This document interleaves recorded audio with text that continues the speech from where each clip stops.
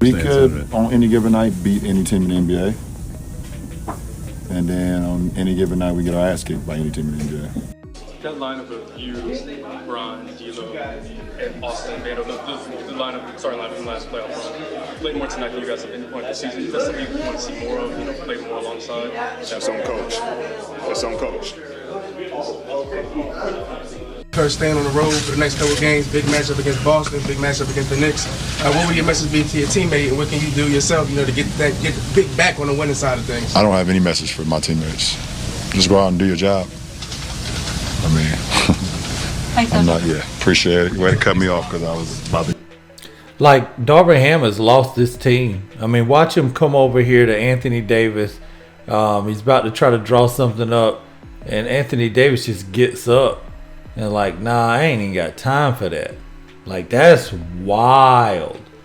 That is absolutely wild. You never, I mean, it's one thing to not be getting along. It's another thing to no,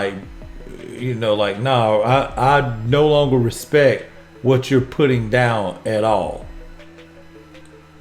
That's wild.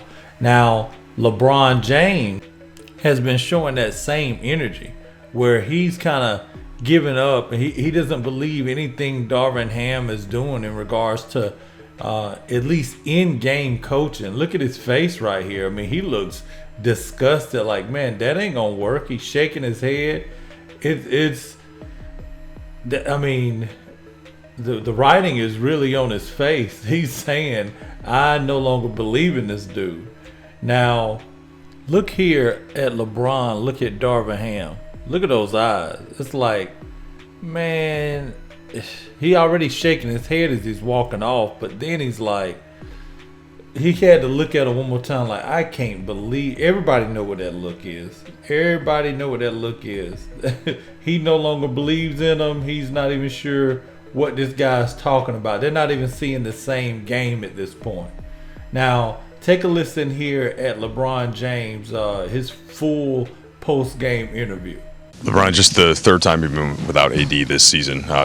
None of the three games have gone particularly well. Obviously, you miss him for clear reasons. What do you think the difference was tonight, though, in the play on the floor? I don't know. I mean, obviously they scored a bunch of points, but that's what they're capable of doing. I thought we had some chances, but every time we made a run, they was able to come back and either go like an 8-0 run, 6-0 run, whatever the case may be. We got it down as close to 10 in that fourth quarter, and then boom, boom, boom, league kind of went back up. But I suppose the record reflects that you've had some clear positive moments and some clear negative moments this year, right? Kind of going back and forth.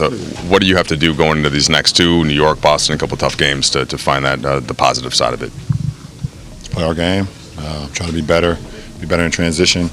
Try not to turn the ball over for pick sixes. Those are hard to recover from. Obviously we got two really, really damn good teams, coming up, especially obviously Boston at home. I think they only lost one home game, so we just got to be better. The circumstances of the second half of a back-to-back, travel and no AD certainly are things that do factor into the game. Did you feel like that aside, though, your guys' kind of togetherness and effort was where it should have been tonight? In a win? In what? In your effort. In what quarter? I'm sorry, I didn't hear you. No, I thought you said. Tonight. At times it wasn't, but that's our record. Yeah. It is what it is. 37 minutes last night, 36 tonight. Do you think the fans appreciate what you're doing at 39 years old, and how hard is it for you to still play at your level? I don't really get involved in that or the thought process of that. I'll just try when I'm healthy enough to go out there and play. I just try to perform at a high level, help my teammates do great things on the floor, try to be productive, and win, lose, or draw, be satisfied with the way I approach the game. So that's all I can ask for myself. What's the best way for you guys to be connected on defense when AD's not in there? As difficult as that may be. There's got to be more communication throughout the course of a possession, because you can have a little slippage when AD's out there because he protects us on that third line of defense. But when he's not out there, it has to be constant communication out on the floor. So when we do have the slippage, we at least have guys that's protecting.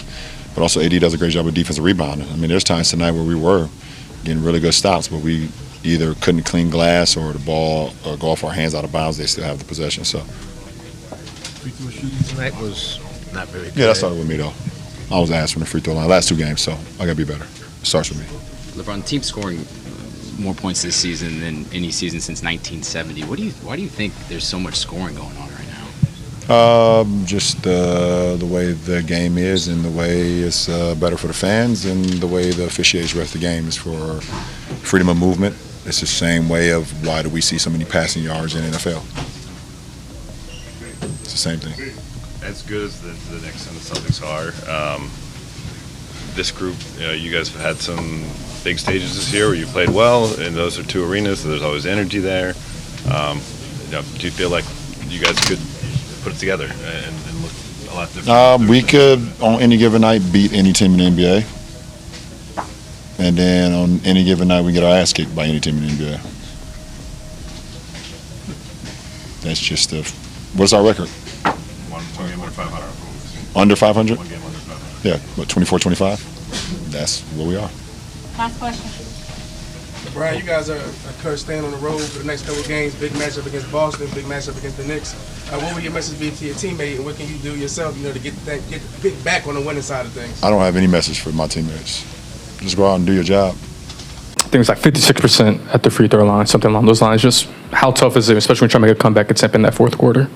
You definitely need to step up and make your free throws. But even before you get to that, I just told the team after the game, we got to figure out, how to give more resistance defensively. For those first and third quarters, you start out, you're trying to build a foundation for the game on that side of the ball, which if you're good on that side of the ball, it can carry you through, some bad or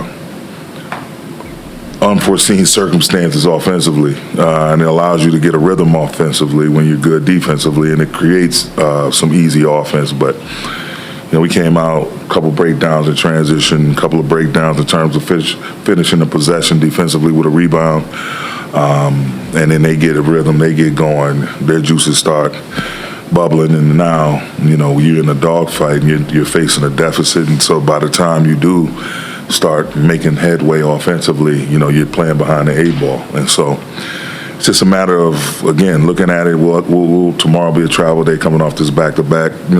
Unfortunate circumstances with the travel as usual. It's been like that all year, though. Having a back-to-back, no AD, it's different circumstances that you can use them as excuses, or you can say, hey, the whole league goes through it. Got to look ourselves in the mirror and man the hell up. And so it'll be more of that, but also with looking at it with clear eyes on how we can, turn this thing around and not make those same mistakes that eventually hurt us, those self-inflicted wounds.